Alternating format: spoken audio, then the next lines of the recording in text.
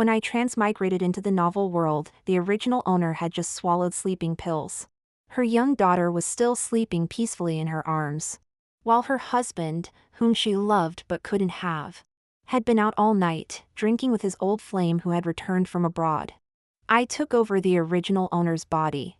The oblivious male lead wanted me to continue being his on-call nanny. My overbearing mother-in-law was making a fuss about wanting me to divorce her son. The male lead's old flame was also eager for me to step aside for her. I became a mother without hesitation, holding the young daughter, and decided to make everyone who had hurt the original owner pay the price. Ding! This novel reminds you to click the subscribe button in the bottom right corner to read the complete novel. As I opened my eyes, my head felt heavy and foggy. I could barely breathe and felt nauseous. In my arms, a cherubic little girl slept peacefully, her tiny hand clutching my blouse tightly as she breathed steadily. On the bedside table, an empty bottle of sleeping pills lay on its side. I grabbed my mobile from beside the pillow and dialed 999. When I regained consciousness, the pungent smell of disinfectant filled my nostrils. Fortunately, she was brought in time. The patient is now out of danger, a voice with the doctor's authority said gravely. As her family, you must pay attention to the mental state of someone with depression to prevent any further suicide attempts. Another man's voice, deeper in tone, replied, I understand, doctor. Thank you for your help. The door opened and then closed again. I opened my eyes to see a face clouded with worry. It was Joel Lockwood, the husband for whom the original owner of this body had an unrequited love. Where's Myra? My voice was still hoarse. Joel looked over when he heard me speak. Seeing I was awake, he suddenly became angry. You're asking about Myra now? Did you think about her when you were swallowing those sleeping pills? Violet Martin, how old are you to be playing these suicide games? I looked at him calmly and beckoned him closer. Joel, thinking I had something to say, sat down on the chair by the hospital bed with a frown. What is it? Come closer. Joel seemed impatient, but seeing my pale face, he leaned in reluctantly. I raised my hand and, with all the strength I could muster, gave him a resounding slap across the face. Have you gone mad? Joel exclaimed in disbelief, a clear handprint blooming on his cheek. I glared at him coldly.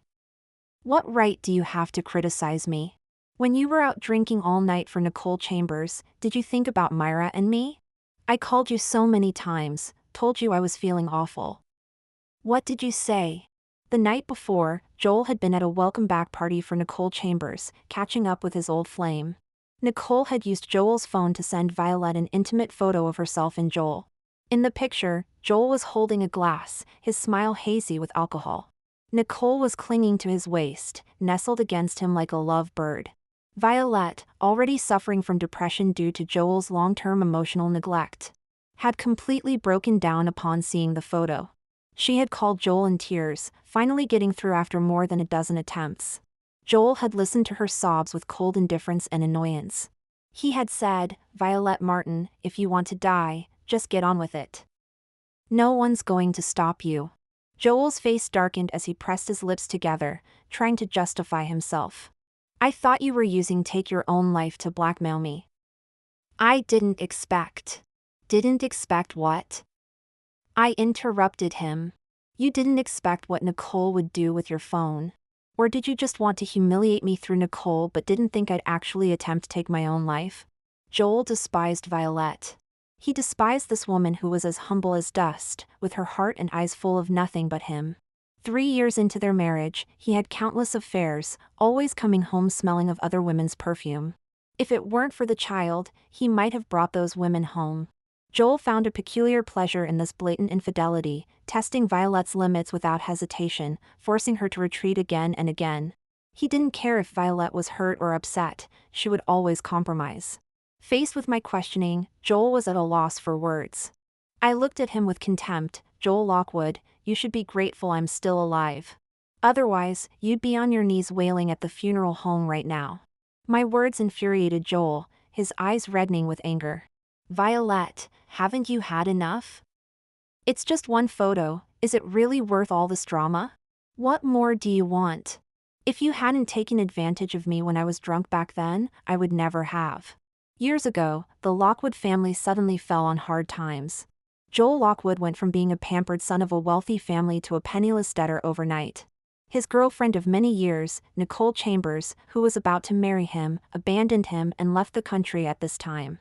All that was left was his father, who had jumped to his death, his sick mother, a bankrupt company, and his shattered self.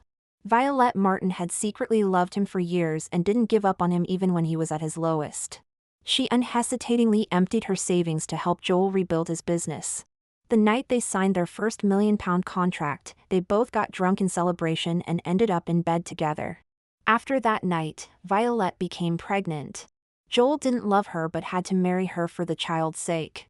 He blamed everything on Violette, coldly watching her feel guilty and suffer. Constantly holding back in this dysfunctional marriage, denying herself day after day. "Are you saying I forced you? Did I pour the drinks down your throat, or did I take your trousers off?" I retorted. Joel's expression froze. In the past, whenever he brought up the beginning of their marriage, Violette would always back down. This tactic had never failed before. He hadn't expected his usually meek and silent wife to confront him so fiercely. Ignoring him, I pushed open the window of the hospital room and shouted, "Joel Lockwood, CEO of Lockwood Group, has been raped." It was lunchtime, and the area below the hospital ward was bustling with people. My shout startled a few sparrows from the tree branches. Joel yanked me back, shocked and angry. "Have you gone mad?" I shook off his hand. "If you believe I raped you, you can file a lawsuit against me. Don't be shy, you're the victim. The law and the public will be on your side." Joel's face turned ashen with anger. Muttering ridiculous under his breath, he stormed off. I was glad for the peace and quiet. I took out my phone and ordered lunch for myself. Just as I finished eating, another delivery arrived. The order was under Mr. Lockwood. I gave this delivery to the delivery boy, who thanked me politely. This belated lunch, like Joel's delayed affection after Violette's death, held no meaning for me, or for original Violette Martin. After my afternoon nap, another uninvited guest entered my hospital room. Nicole Chambers strutted in on her stilettos, exuding an air of superiority. Crying, making a scene, or threatening self-harm won't win back a man's heart. "Violette, I advise you to be sensible and agree to the divorce. Dragging this out won't do you any good." I lazily lifted my eyelids to look at her. "Miss Chambers, if I remember correctly, I'm married to Joel, not you. If anyone wants to end this marriage, it should be him coming to me directly." Nicole glared at me. "Violette, don't play dumb with me. Joel doesn't love you at all. Now that I'm back, your divorce is inevitable." "Oh," I calmly gazed at her, "then why hasn't Joel brought up divorce to me? Is it because he doesn't want to?" Nicole became furious. "Violette, stop flattering yourself. If you hadn't taken advantage of my absence abroad, I would be Mrs. Lockwood now." I casually picked up an apple from the table and took a bite. "Miss Chambers, one shouldn't be too greedy.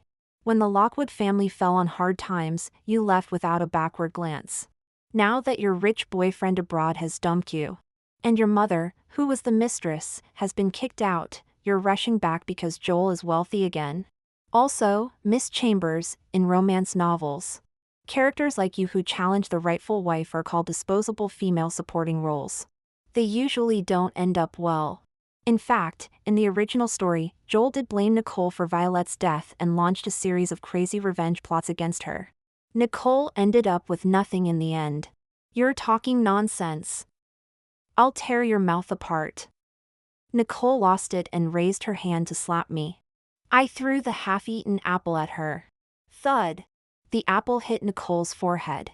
Another thud as the apple bounced off Nicole's forehead and hit Joel, who was just entering the room. Double kill.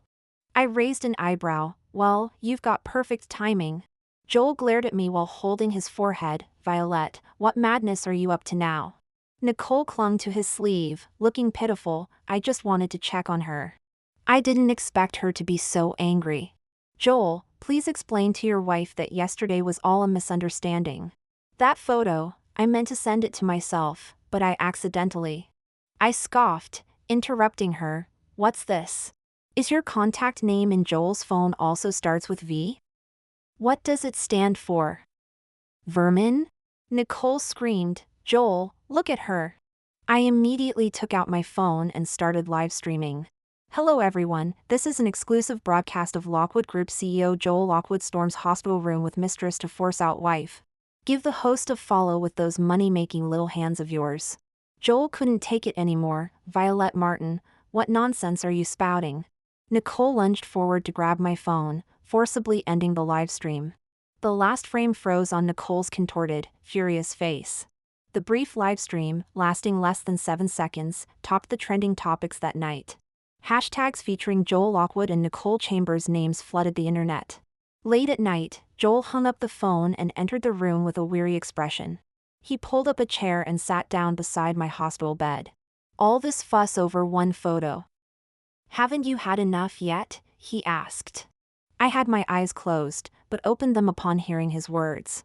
It's not just about that photo. It was about the countless betrayals and compromises over 1,095 days and nights, which had crystallized in that moment, crushing Violet's fragile psychological defenses like a mountain. And Joel's words were the final straw that broke her. Violet died of a broken heart. Even now, Joel was still asking if I'd had enough. He hadn't heard me clearly and frowned, asking, "What?" I said, "Get out." Joel grew angry and said irritably, "Can't you speak properly? When I tried to speak properly with you, you treated me like an enemy and told me to get as far away as possible. Now that I don't want to deal with you anymore, you suddenly want to talk properly." I said calmly, turning to look at him. "Joel Lockwood, how pathetic are you?" Joel took a deep breath. "Do you think you're the only one who's been suffering in this marriage? If it weren't for the child, I would never have married a woman I didn't love." So he had trampled on Violet's genuine feelings as punishment for her. But what had Violet done wrong? "You were the one who proposed marriage to me," I reminded him. "Joel, I never asked you to take responsibility for me." After that night, Joel and Violet maintained an adult understanding, tacitly pretending nothing had happened. Violet knew Joel didn't love her, and she didn't force it. Until Violet discovered she was pregnant. She was an orphan, longing for a blood relative of her own. So she decided to keep the child. Later, Joel found out too, and she anxiously awaited his call. "Let's get married," he said. I looked at this hypocritical and selfish man before me, not understanding why Violet had loved him. "Your pain isn't caused by me, it's your own fault, yet you take it out on me. You want to be the responsible good man in the eyes of society, while mourning your lost love with those other women. You blame me for obstructing your love with Nicole, but she went abroad, not to a funeral. You had countless chances to rekindle things with her. You don't blame yourself or her, you just blame me. You're not only foolish, you disgust me. But none of that matters now." Joel's face flushed red, but before he could speak, he heard me say, "As long as you don't flaunt yourself and your flings in front of me and Myra, you can do whatever you want with all your old and new lovers." Violet loved Joel, and love inherently gives the beloved one the power to hurt the one who give love. But I am not original Violet Martin. Joel is not granted the power to hurt me. Joel had always fancied long, straight hair, and Violet had maintained this style for years. The first thing I did after being discharged from the hospital was to go to the hairdressers and get a perm like the Little Mermaid's big waves. During my hospital stay, Myra had been sent to Joel's mother. Now that I was out, it was only natural that I should bring her back. As soon as Joel's mother saw me, she frowned. "What a flashy mess. How inappropriate." Mrs. Lockwood had always looked down on Violet because of her background. Years ago, when Lockwood Group went bankrupt, Joel's father took his own life. Unable to bear the shock, Mrs. Lockwood fell ill. Joel, that useless lad, would only numb himself with alcohol when faced with problems he couldn't solve. He'd get drunk every day, while Violet helped handle Mr. Lockwood's funeral arrangements, and took on the burden of caring for Mrs. Lockwood. Having lived a life of luxury for years, Mrs. Lockwood maintained her upper-class airs even after falling on hard times. She demanded freshly squeezed juice and sliced fruit. Violet was at her beck and call 24 hours a day like a maid, attending to Mrs. Lockwood until she was discharged. Violet herself lost several pounds from exhaustion. But even this couldn't earn her a kind word from Mrs. Lockwood. A patient in the same ward asked her mother. "That young lady who comes every day, she's your son's girlfriend, isn't she?" "So diligent." Mrs. Lockwood poked at the apple on her plate with a toothpick and replied indifferently. "She's the caregiver my son hired." Later, when Violet married Joel, his mother found fault with everything. In short, Mrs. Lockwood believed Violet wasn't good enough for her precious son. Violet's depression was partly due to Mrs. Lockwood's constant torment. Yet for Joel's sake, Violet humbly endured no matter how difficult his mother was. "But I wasn't going to put up with it. I'm young and beautiful, and people enjoy looking at me when I'm dressed up. Should I wait until I'm old and withered like you before I bother to make an effort?" Mrs. Lockwood hadn't expected me to dare mock her. Her lightly made-up face contorted. "No parents means no manners. How dare you talk back to your elders?" Mrs. Lockwood loved beauty and had been a beauty in her youth. Sadly, her beauty had faded, leaving her looking rather unpleasant. With the slightest grimace, her foundation sank deep into her wrinkles. It was quite a grotesque sight. I smiled carelessly and said, "I'd get more appreciation giving money to a beggar. I've poured my heart out for you all these years, and you still treat me like an enemy. Clearly, manners, like character, improve with good company." Mrs. Lockwood's chest heaved with anger as she pointed at me. You. How could my son marry such a thing? Count your blessings." I watched her lose her composure with satisfaction. "After all, I'm your family's savior. If it weren't for my kindness and lending a hand back then, how could you be standing here putting on airs? Perhaps it would have been you without parents instead of me." Ignoring the old woman's ashen face, I strode towards the escalator. Myra was napping in the small room upstairs. I carefully picked her up and carried her downstairs. Mrs. Lockwood blocked the main door. "You can't take Myra away." I hardened my expression. "I am Myra's mother. You have no right to stop me." She snorted. "What kind of education can Myra get with a mother like you? We can't let you ruin another child of the Lockwood family." Myra whimpered and shifted on my shoulder. I patted her back soothingly and said to Mrs. Lockwood, "If you can't understand civilized language, I'm also familiar with less refined methods." Mrs. Lockwood was shocked. "You wouldn't dare lay a hand on me." I raised an eyebrow. "Shall we find out?" Mrs. Lockwood cowered, trembling as she took out her phone. "I can't control you anymore. I'll tell Joel to divorce you right now." I walked past her, carrying my Myra away. Myra woke up and was both surprised and delighted to see me. She followed me around like a little shadow, never straying far from my side. "Mummy, you're so beautiful, like the Little Mermaid princess," she exclaimed. I happily kissed her little cheeks and played with her for a while before tying on an apron to start preparing dinner. Myra, being well-behaved, quietly brought her little stool and sat at the kitchen door, watching me intently with her chin resting on her hands. Finding her behavior odd, I asked, "Myra, why are you staring at Mummy?" "I'm afraid if I blink, Mummy will disappear again for days," she replied. Since her birth, she had never been separated from me for so long. In the original story, after witnessing Violet's body, Myra had fallen seriously ill. I hugged her small body tightly, feeling a pang in my heart. Mummy promises to be by Myra's side every day from now on. Only then did the little girl's worry turn to joy. After dinner, Myra played with her toys in the living room while I washed the dishes in the kitchen. Joel came home and, seeing Myra absorbed in her toy world, turned and entered the kitchen. He was taken aback when he saw my flamboyant red curls. "Violet?" I couldn't be bothered to turn around. "Spit it out if you have something to say." The air was silent for a moment before Joel's voice, tinged with annoyance, broke through. "I heard you almost came to blows with Mom."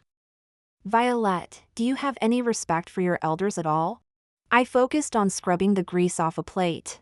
Age alone doesn't give one the right to demand respect. Wisdom and virtue are what make a person worthy of reverence. Joel wasn't unaware of his mother's attitude towards me, but he never stood up for me. "Mom's your elder.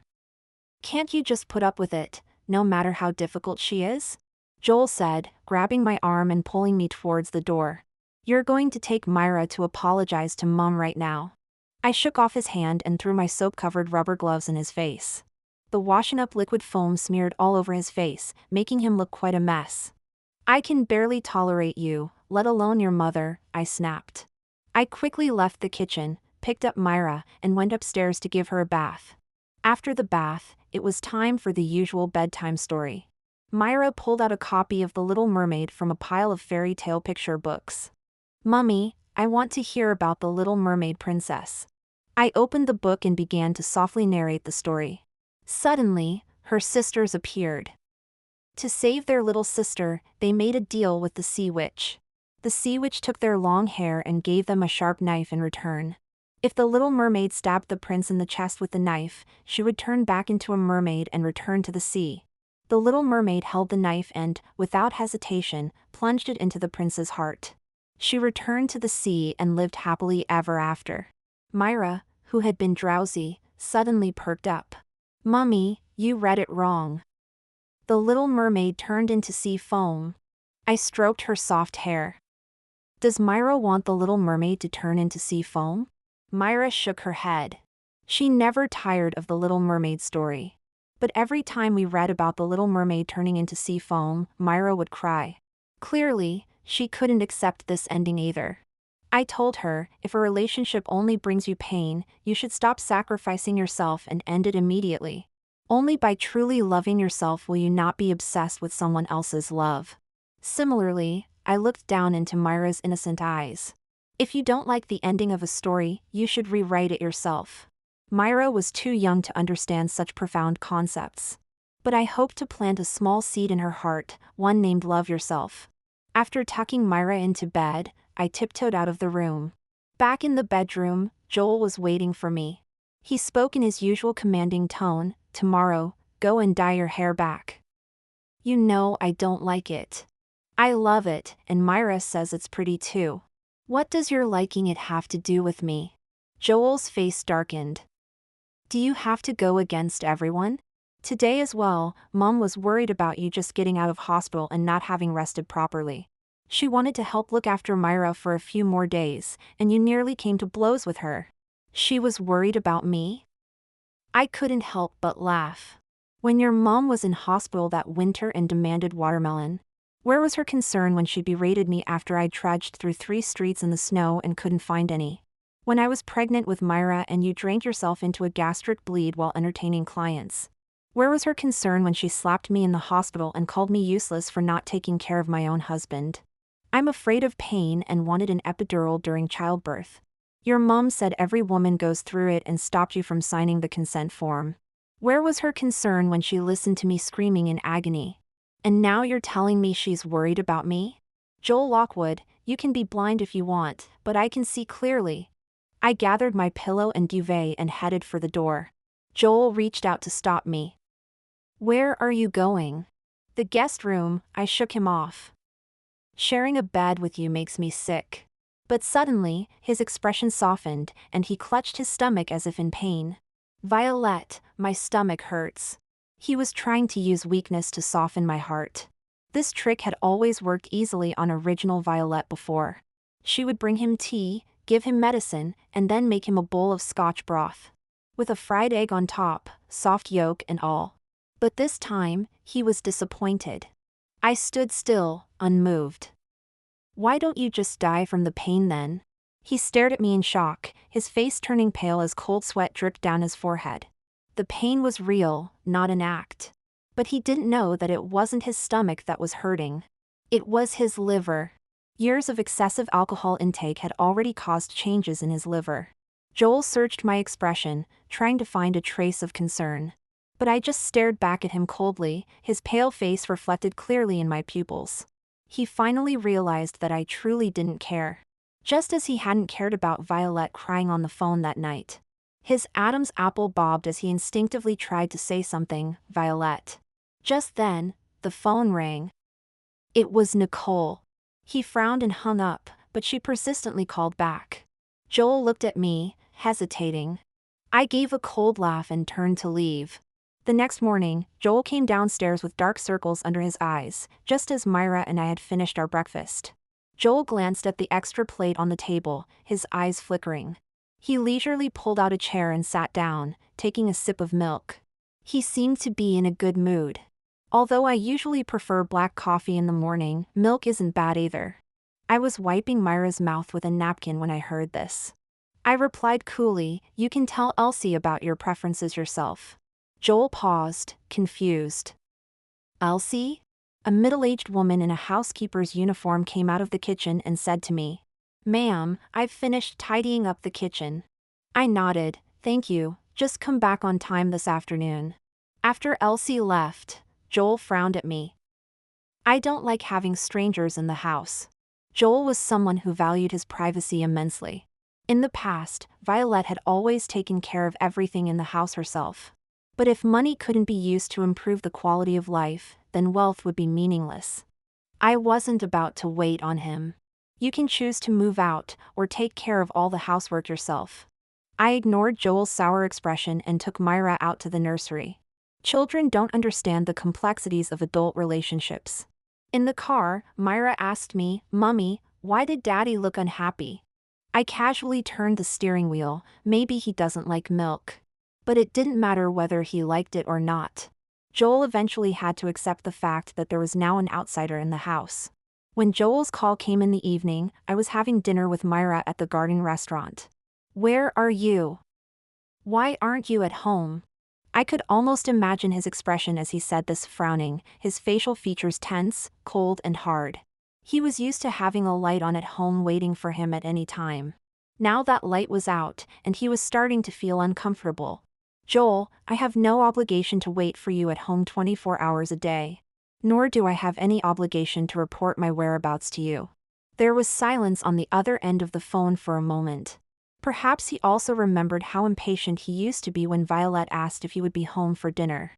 "Violet, aren't you tired of this? Don't you have a life of your own besides watching my every move? Do I need to report everything I do to you?" Just as I was about to hang up, Joel finally spoke, "I'm hungry. Elsie prepared dinner. But it's cold now. Can't you heat it up yourself?" Joel paused, then spoke again, his tone stiff, "I want to eat something you've made. Take it or leave it." I hung up the phone. On countless nights waiting for Joel to come home, Violet had always reheated the dishes over and over again. Most of the time, she ended up waiting in vain, facing the cold leftovers alone. I wonder if Joel could now feel even a fraction of what Violet had felt back then. When Myra and I returned home, Joel had already left. The food on the dining table remained untouched. After showering and putting Myra to bed, I heard noises from downstairs. Nicole was supporting Joel as they entered. He appeared to be quite drunk. Nicole struggled to help Joel onto the sofa, then conveniently fell into his arms. Joel, in his drunken haze, tugged at his tie and complained of thirst. Nicole poured him a glass of water and held it to his lips. Joel took a sip, then frowned and pushed it away. "Not water, I want hangover soup." Nicole lost her grip on the glass, spilling water on both of them. "Where am I supposed to get hangover soup from?" she grumbled. Nicole furrowed her brow, then leaned in to coax him. "Look, your clothes are all wet. Let me help you change, or you'll catch a chill." It was the height of summer, a few drops of water were hardly cause for concern. I watched coldly as Nicole reached for Joel's collar, unbuttoning his shirt. Joel suddenly grabbed her hand. Nicole blushed, her voice coy, "Joel." But in the next moment, Joel called out softly, "Violet." Nicole's eyes widened in disbelief. "What did you call me?" "Violet." Joel repeated the name with longing, making me feel nauseated. Nicole was furious. "Joel, look carefully." "I'm Nicole." "Nicole?" Joel frowned, shaking his head as if trying to clear his vision. He then pushed Nicole away and stumbled to his feet. Nicole grabbed him. "Where are you going?" Joel shook her off. "I need to find Violet." Nicole, both anxious and angry, tried to stop him again. "You can't go. What's so great about Violet Martin? When are you going to divorce her?" To her surprise, Joel flew into a rage at these words. He violently pushed Nicole away. "No divorce. I won't divorce her." Nicole fell to the floor, frustrated but helpless. She threw a cushion from the sofa to the ground in a fit of pique, then ran off wiping her tears. Joel wandered around the room calling Violet's name, tripping over furniture and unable to get up. Lying on the floor, he whined about a headache like a child throwing a tantrum for sweets. The air remained silent, with no one to answer. Joel could only curl up, hugging his stomach and muttering, "Violet, my stomach hurts." In his subconscious, he still believed Violet would make him hangover soup as she used to when he drank too much. Then she would let him rest his head on her lap, gently rubbing his stomach until he felt better. I ignored him and returned to the bedroom. I slept soundly through the night. It wasn't until the next morning that I learned Joel was ill. He had spent the night lying on the cold floor, and Elsie only discovered him when she came to prepare breakfast. He had caught a chill and developed a high fever, yet stubbornly refused to see a doctor. Elsie made some porridge and brought it to him, but she was sent away.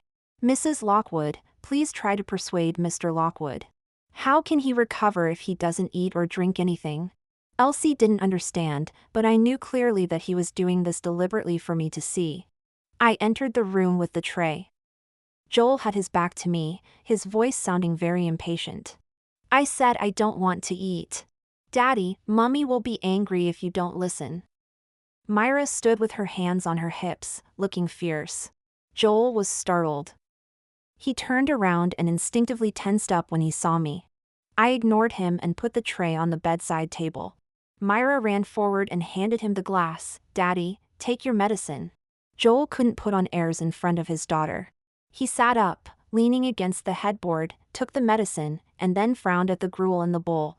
"Is this all you're giving me to eat?" I folded my arms. "Take it or leave it." Joel glared at me. Seeing that I wouldn't budge, he reluctantly picked up the bowl and sipped the gruel. After just one taste, he frowned and put the bowl aside disdainfully. "It's tasteless." I took Myra's hand and turned to leave. "If you have any complaints, you can tell Elsie." "Where are you going?" he called out behind me. Myra answered for me. "Mummy's taking me to nursery." "Daddy, be good at home." When I returned after dropping Myra off, Joel was still at home. Though he was ill, work couldn't be neglected. His assistant had brought documents for him to sign and looked surprised when she saw me. She then greeted me politely, "Ms. Martin." Violet had helped establish Joel's company from the ground up, and she held shares in it. But only this assistant of Joel's would address her as Ms. Martin. Hearing the voice, Joel knew I was back. He peered through the half-open door. "Violet, I'm thirsty." His commanding tone, as if I were his housekeeper? I ignored him and went to my room to change clothes. When I came out again, Joel was waiting at the door. "Where are you going now?" He grabbed my hand. He had just recovered from his fever, his lips were pale, and his body was still very weak. I easily freed myself from his grip, twirling the car keys on my finger, going out. Joel glared at me. "I'm sick." "You're not staying home to look after me?" I laughed. "You don't seem to understand. Even if you had broken arms and legs, it wouldn't be my concern, let alone just a cold and fever. Unless you die, then I might graciously consider arranging your funeral." As I left the garage, I ran into Joel's assistant, who was about to leave with some documents. I remembered her name was Nancy. She had seen how Violet used to fawn over Joel meekly, and was one of the few people willing to show kindness to Violet amidst the mockery and derision. "Ms. Martin, you've changed a lot," she said with a smile, her gaze falling on my vibrant red curls, which looked even more striking in the sunlight. "Nothing stays the same forever." I waved goodbye and sped away in my car. The days of waiting to inherit Joel's estate were undoubtedly joyous, especially with my bank card brimming with seemingly endless funds. I had booked a full-body spa treatment, and as I emerged, I ran into someone. "Mrs. Lockwood?" A woman with an innocent, flower-like appearance looked at me with surprise. "It really is you. I almost didn't recognize you." She gave me a thorough once-over, unable to hide her envy. The woman quickly rolled her eyes and said scornfully, "No matter how you dress up, Mr. Lockwood's heart will never be yours." I smiled gently. Well, if it isn't my husband's fifth mistress." This woman was one of Joel's lovers, once quite favored by him. He had spoiled her to the point where she lost all sense of propriety, even brazenly coming to our home to provoke me, declaring that Violet should step aside for her. Later, when Joel found new companionship, he gradually neglected her, and she finally quieted down for a while. Who would have thought I'd run into her today by chance? I had spoken softly earlier, just loud enough for everyone present to hear. The spa was bustling with people, and suddenly many turned to look.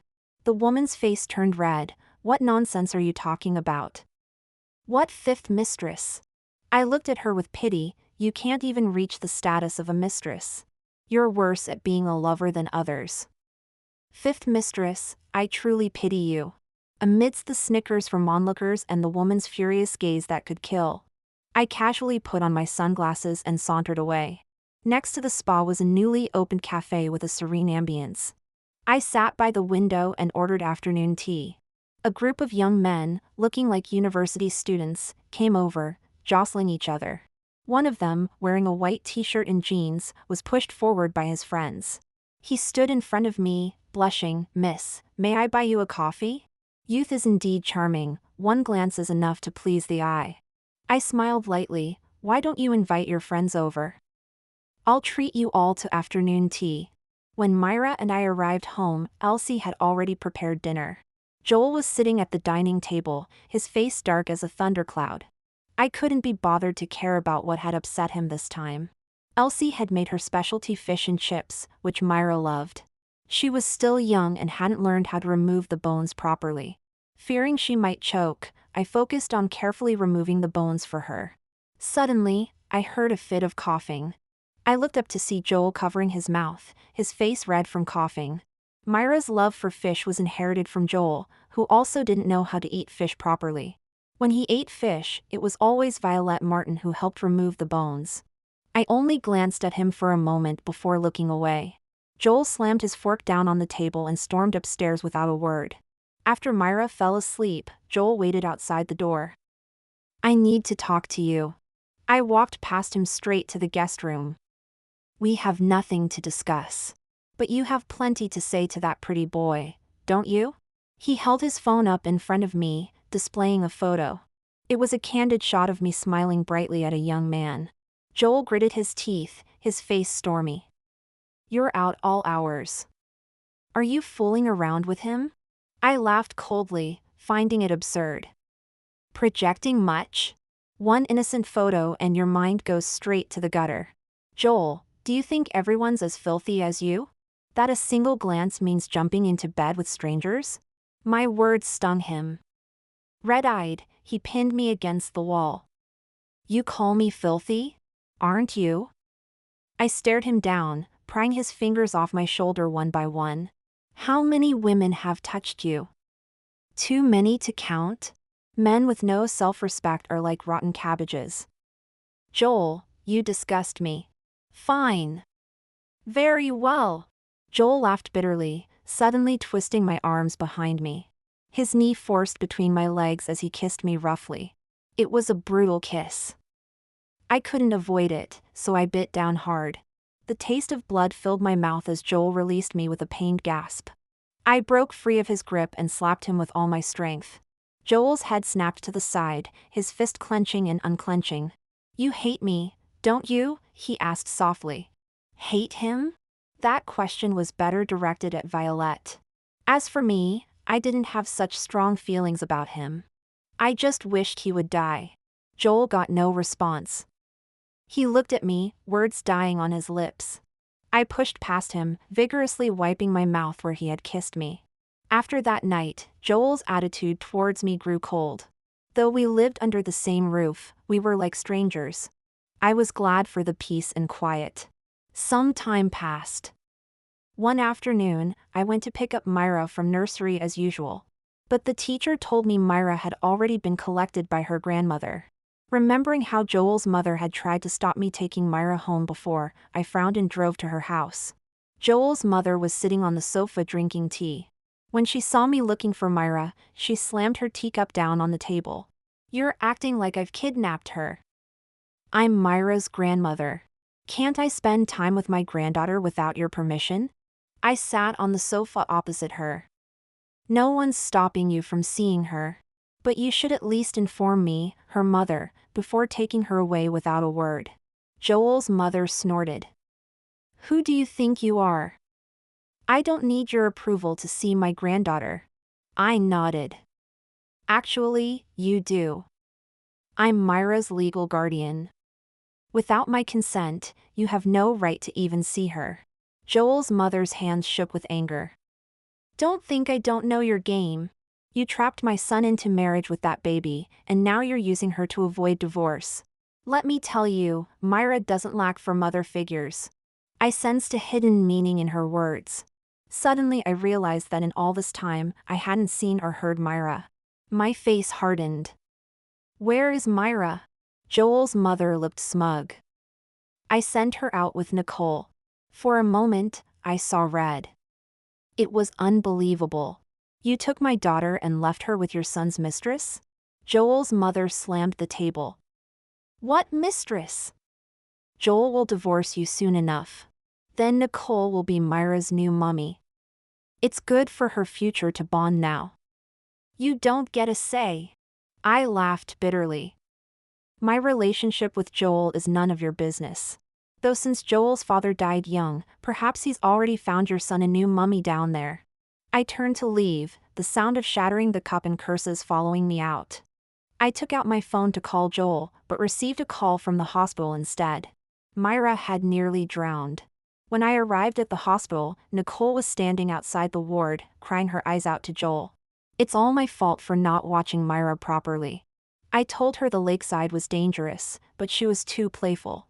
I took my eyes off her for a moment and she just... Nicole's words trailed off as she caught sight of me approaching furiously. Frightened, she hid behind Joel. Joel tried to block me. Violet, please calm down. I raised my hand and slapped him hard across the face.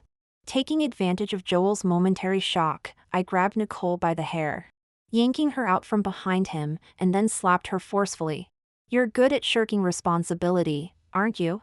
Taking advantage of the fact that Myra can't speak up while lying in the hospital bed. You're quick to absolve yourself of any blame. Nicole, stung by my slap but unable to retaliate with Joel present, clung to his sleeve, sobbing. Joel, I really didn't think Myra would fall in. Joel, recovering from the shock, his face red from the slap, said, Myra falling into the water was an accident. You can't just lash out without. Smack! I slapped him again. Joel Lockwood, that's your daughter lying in that hospital bed. Your mistress was the only one present when it happened. Accident or not, how can Nicole be free from responsibility? I warned you not to let your mistress interfere with Myra and me. But not only did she conspire with your treacherous mother to take Myra behind my back, she also let my daughter have an accident right under her nose. Joel, you can't control your mother, you can't control your mistress, you're utterly useless. Feeling nauseated at the sight of these two, I turned and entered the ward. Myra was still unconscious, lying in the hospital bed. Her little face was pale, her lips colorless. The doctor said Myra was not in serious danger, just unconscious from the shock. I kept vigil by her bedside for a long time before Myra finally stirred. Seeing me, she threw her arms around my neck, sobbing uncontrollably. Mommy! Myra doesn't want a new mommy. The sea witch is bad. Myra was so scared. I quickly comforted her, and after some questioning, I learned the whole story from Myra. Nicole had not only spoken ill of me to Myra but also hinted that she would become Myra's new mommy. Myra got angry and called her the sea witch. Nicole, humiliated and enraged, pushed Myra. As a result, Myra fell into the park's artificial lake. I immediately called the police. Nicole hadn't left yet. She was sitting with Joel on a bench in the hospital corridor, the mark of my hand still visible on her face. Seeing me, she lowered her head apologetically. I know you don't want to see me, but I'm worried about Myra. I cut her off, worried she'll expose you? Nicole's head snapped up, her expression panicked. What nonsense are you? She suddenly fell silent, looking terrified at the police officers approaching from the end of the corridor. I watched coldly from above. Save whatever you have to say for the police. As the police led Nicole away, she kept crying about how wrong she was. There were no eyewitnesses at the scene, and the words of a 3-year-old couldn't be used as evidence. Nicole sat in the police station's interrogation room, adamantly refusing to admit she had pushed Myra into the water. But the police found CCTV footage from a corner of the park. The footage clearly showed Nicole pushing Myra into the lake. I instructed my lawyer to file attempted murder charges against Nicole Chambers. Nicole was detained and tearfully begged to see Joel one last time. Joel refused to see her. He came to me instead, his face full of guilt. "I'm so sorry, Violet. I never imagined she would do something like this. I was busy arranging Myra's hospital discharge. You owe an apology to Myra too. She suffered this ordeal because of you as her father."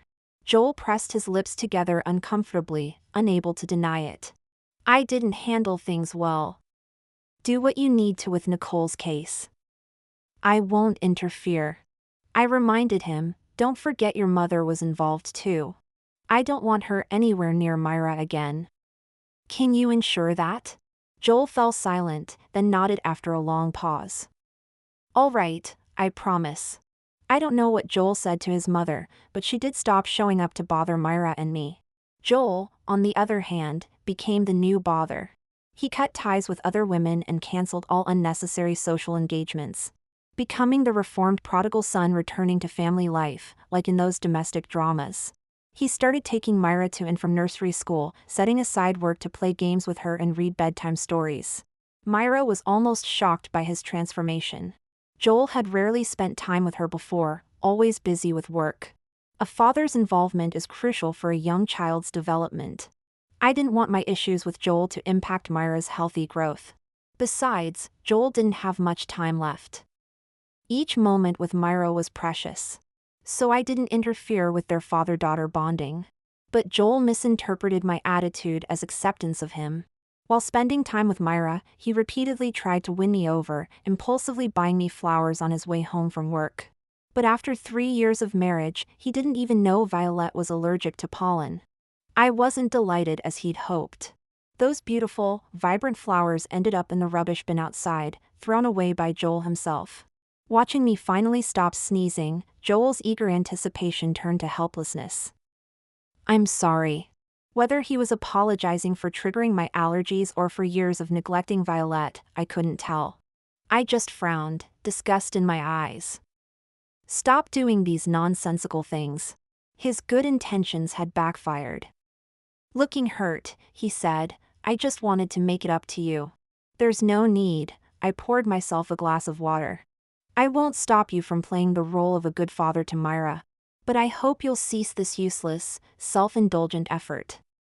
It's cheap." My words were harsh. Joel's face cycled through shades of red and white. A bouquet of flowers couldn't erase the pain he'd caused Violet. I had no interest in playing along with his reconciliation fantasy. I turned to leave, but Joel grabbed my arm, his expression suddenly furious. "You've taken off your wedding ring?" I'd removed that ring before leaving the hospital, but Joel only noticed now. I found it laughable. "I don't like it." "Is there a problem with taking it off?" Joel's expression froze. These were the exact words he'd used when confronted by Violet's questions. Joel and Violet had only registered their marriage, without a ceremony.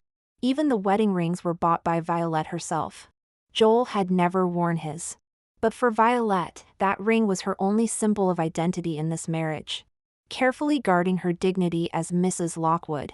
I stared at Joel's speechless face, feeling a surge of satisfaction. "Joel, I'm simply treating you the way you've always treated me." "Is it really so unbearable?" His fingers tightened around my wrist, his eyes pleading, "I regret it, Violet." "Can we start over?" "Sure," I said. I pulled my hand free, smiling carelessly. "You go die first, then I'll consider starting over with you." "How about it?" "Are you willing to die?" I've always been a reasonable person. The real Violet Martin had already died, so it would only be fair for Joel Lockwood to die once too. People only realize the value of something after they've lost it. There's truth in that statement. Joel tried everything to win me back, but my heart remained as hard as stone. Finally, when he realized that no matter what he did, he couldn't rekindle Violet's feelings for him, Joel broke down. Time hadn't matured him, he was still that useless man who resorted to alcohol to numb himself when faced with problems he couldn't solve. Joel drank himself into a stupor and knocked on my door, repeatedly demanding to know why I wouldn't love him again. I feared he would wake Myra, who was sleeping soundly. A drunken father could become an indelible childhood trauma for her. I opened the door and looked down at Joel, who was kneeling on the ground. "Take a good look at yourself, Joel Lockwood. What is there about you worth loving?" Joel looked up at me, the stubble on his chin giving him a haggard appearance. His white shirt was stained with alcohol, crumpled and hanging loosely on his body. His tie had been carelessly loosened and hung crookedly at his collar. Joel looked shabby and unkempt, a far cry from his once impeccable appearance. I couldn't hide my disgust as I looked at him, as if I was staring at a pile of rotten rubbish. But as Joel looked up at me, a spark ignited in his gradually focusing eyes. He grabbed my ankle like a drowning man clinging to a piece of driftwood. "Violet, forgive me. I swear I'll never make you unhappy again. Didn't you always regret that we never had a proper wedding? I've contacted that wedding dress designer you love so much. Let's have a wedding ceremony, shall we? In Bali, sun, sand, balloons, and bonfires, just like you've always dreamed." So he knew. He knew all of Violet's regrets and hopes. I kicked him away. "Your promises are as worthless as you are. You're both rubbish in my eyes." Joel's eyes reddened, unable to accept this. "You used to love me so much," I sneered, "so you know it's in the past? Now I only regret how blind I was to have ever fancied you." "I don't believe it." He laughed and cried, "No matter how much I hurt you before, you always forgave me. Violet, you loved me so much, how could you possibly not want me anymore?" Suddenly, a thought struck him, and he froze, staring at me rigidly. "Is there someone else?" I couldn't stand it anymore. I put my foot on his chest. "Not everyone is as rotten as you. I don't love you anymore. I don't want you anymore. Can't you understand that?" But Joel seemed relieved, muttering to himself as if in self-deception.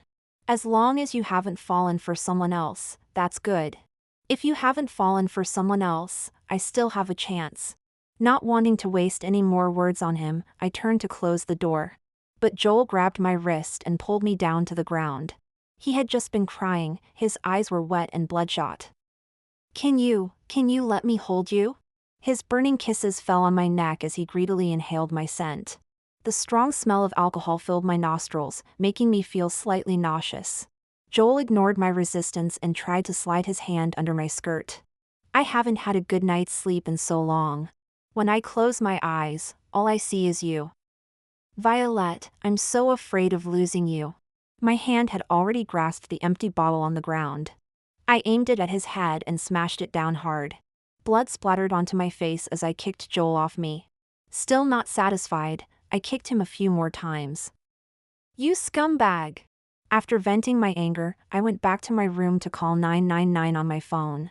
By the time Joel was discharged from the hospital, I had already moved out with Myra. Joel couldn't reach me and was frantically trying to find my whereabouts. As a result, he got into a car accident and was sent back to the hospital. He broke 3 ribs and was diagnosed with late-stage liver cancer.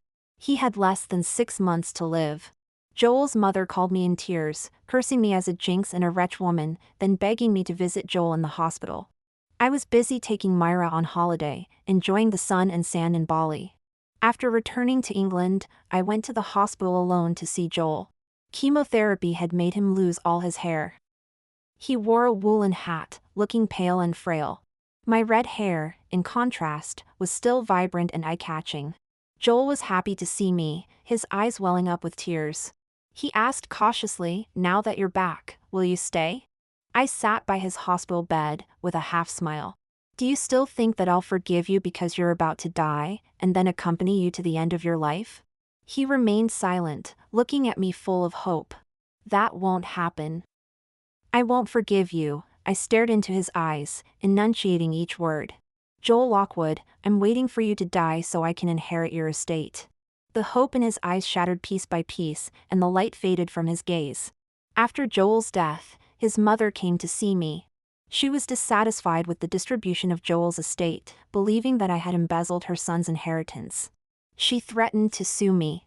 I told her the company was co-founded by Joel and me before our marriage. Apart from that, Joel had nothing before we married. The car, house, savings, and other property are all marital assets. Now that he's dead, according to inheritance law, this is all you get. Oh, and I've found a buyer for the house you're living in now. Please move out within a week. Joel's mother was shocked. On what grounds? I smiled, on the grounds that I'm the actual investor, and the house is in my name. Joel's mother left, crestfallen. I inherited Joel's shares, which, combined with what I already owned, made me the largest shareholder of Lockwood Group, or rather, Martin Group as it should now be called. But I didn't immediately take over the company. Instead, I hired a professional manager to run it temporarily. At the same time, I decided to study abroad, pursuing a degree in finance and business administration, to prepare for taking over the company in the future. Before leaving the country, Joel's proxy lawyer handed me a letter written by Joel before his death. I didn't open it, instead throwing it straight into the bin. The people and things of the past should stay in the past. My child and I are heading towards a new life.